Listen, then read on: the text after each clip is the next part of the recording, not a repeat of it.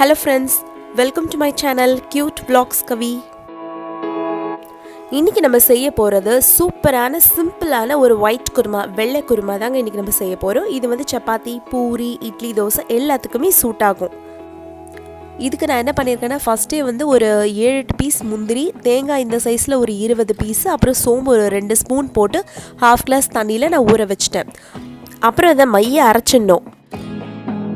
அதுக்கப்புறம் என்ன பண்ணுறேன்னா ஒரு பாத்திரத்தில் வந்து தண்ணி, அதாவது வெறும் காய்கறி ஃபுல் ஆகிற அளவுக்கு, நிறைய இல்லை, காய்கறி கரெக்டாக மூழ்கிற அளவுக்கு உருளைக்கிழங்கு, கேரட் கொஞ்சம், பீன்ஸு, உருளைக்கிழங்கு வந்து தோல் சீவினது, அப்புறம் காலிஃப்ளவர் கொஞ்சம் போட்டுக்கிறேன். நீங்கள் பட்டாணி வேணால் வேக வச்ச பட்டாணி எடுத்துக்கோங்க, அப்படி இல்லைன்னா எந்த வந்து ஃப்ரோசன் பட்டாணி.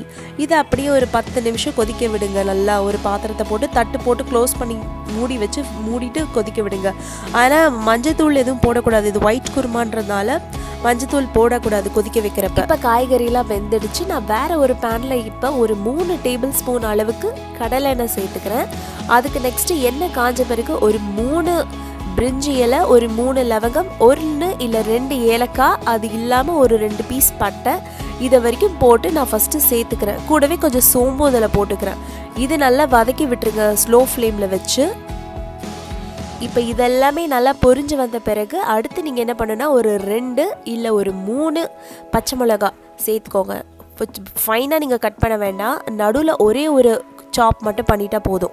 இதுக்கு நெக்ஸ்ட்டு நீங்கள் என்ன பண்ணுறீங்கன்னா வெங்காயம் நல்லா பொடியை நறுக்குனது, நல்லா ஒரு முழு வெங்காயம், சின்னதாக இருந்தால் 2, எனக்கு இங்கே பெருசாக இருக்கவே நான் ஒரு முழு வெங்காயம் எடுத்துக்கிட்டேன். இதை நல்லா ஃபைனாக சாப் பண்ணி நல்லா நீங்கள் நெக்ஸ்ட்டு இதை போட்டு நல்லா ஸ்லோ ஃப்ளேமில் வதக்கிக்கோங்க. ஹை ஃப்ளேம் வேண்டாம், ஸ்லோவாக வதக்கிக்கோங்க. ஏன்னா ஒயிட் குருமா இருட்டா லட்டு ஒயிட் குருமான்றதுனால உங்களுக்கு வந்து காய்கறி ரொம்ப ப்ரௌன் கலரில் நீங்கள் வதக்க வேண்டாம்.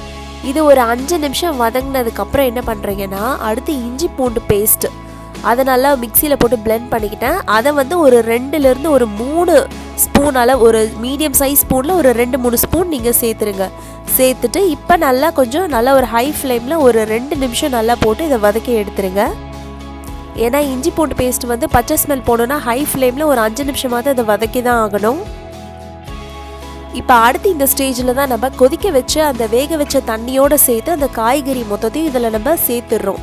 அதுக்கு தான் நான் ஃபஸ்ட்டே சொல்லியிருந்தேன், காய்கறி வந்து மூழ்கிற அளவுக்கு மட்டும்தான் தண்ணி இருக்கணும், அதுக்கு மேலே வேண்டான்னு. ஏன்னா நம்ம இதில் சேர்த்துருவோம், அதுக்காக தான் நான் சொன்னது. ஃபஸ்ட்டே 2 தண்ணியில் நம்ம அதை க்ளீன் பண்ணிவிட்டு அதுக்கப்புறமா நம்ம இதில் அப்படியே 3வது தண்ணியில் கொதிக்க வச்சு அப்படியே இதில் நம்ம சேர்த்துடலாம். இந்த ஸ்டேஜில் ஒரு 2 நிமிஷம் அதை கொதிக்க வச்சுட்டு அதுக்கப்புறம் ஒரு தக்காளியை வந்து ஒரு 4-5 பீஸாக கட் பண்ணி இதில் சேர்த்துருங்க. அதாவது பொடியை நறுக்க வேண்டாம், ஒரு 4 பீஸ் 5 பீஸாக ஒரு தக்காளியை கட் பண்ணிவிட்டு சேர்த்துட்டு இதை அப்படியே வந்து ஒரு 5 நிமிஷம் மேலே மூடி போட்டு இல்லை தட்டு போட்டு க்ளோஸ் பண்ணியும் நீங்கள் கொதிக்க விடுங்க. இந்த ஸ்டேஜில் வந்து நான் ஃபஸ்ட்டே காட்டின மாதிரி இந்த மிக்சியில் நம்ம அந்த தேங்காயும் முந்திரி போட்ட பேஸ்ட் வந்து நம்ம அரைச்சதை இதில் நம்ம சேர்த்துக்கிறோம். இப்போ இதை நல்லா கலக்கி விட்டுட்டு ஒரு 5 நிமிஷம் நல்லா ஹை ஃப்ளேமில் மூடி போட்டு கொதிக்க வச்சிட்டிங்கனாலே ஆல்மோஸ்ட் குருமாவோட போர்ஷன் நம்ம சமைக்கிறது வந்து முடிஞ்சிடுச்சு. இந்த ஸ்டேஜில் உங்களுக்கு தேவையான உப்பு நீங்கள் சேர்த்துக்கோங்க. கேஸ் நிறுத்துறதுக்கு ஒரு நிமிஷம் இருக்கும்போது கொத்தமல்லி நல்லா ஃபைனாக நல்லா பொடியை நறுக்குனதை இதில் சேர்த்துருங்க. அவ்வளோதான், முடிஞ்சிடுச்சு. காரத்திற்கு வெறும் பச்சை மிளகாவும் உப்பு மட்டும்தான் நம்ம சேர்த்துருக்கோம். வேறு எதுவுமே மஞ்சத்தூளோ இல்லை மிளகாத்தூள் எதுவுமே நம்ம இதில் சேர்க்கவே இல்லை. ரொம்ப சிம்பிளான ஒரு ரெசிபி தான் இது. இப்போவே பார்த்தீங்கன்னா வாசனை சூப்பராக இருக்குது. இது நம்ம இட்லி, தோசை, பூரி, சப்பாத்தின்னு எதுக்கு வேணாலும் சாப்பிட்லாம். கெஸ்ட் வரப்போ ஈஸியாக செஞ்சிடலாம், பெரிய அளவில் செஞ்சிடலாம். ஸோ ஃப்ரெண்ட்ஸ், இந்த வீடியோ பிடிச்சிருந்துச்சுன்னா நீங்களும் வீட்டில் ட்ரை பண்ணி பாருங்கள். அண்ட் சாப்பிட்டு பார்த்து நல்லா வந்திருக்குடா சப்ஸ்கிரைப் பண்ணிவிடுங்க, லைக் பண்ணிவிடுங்க.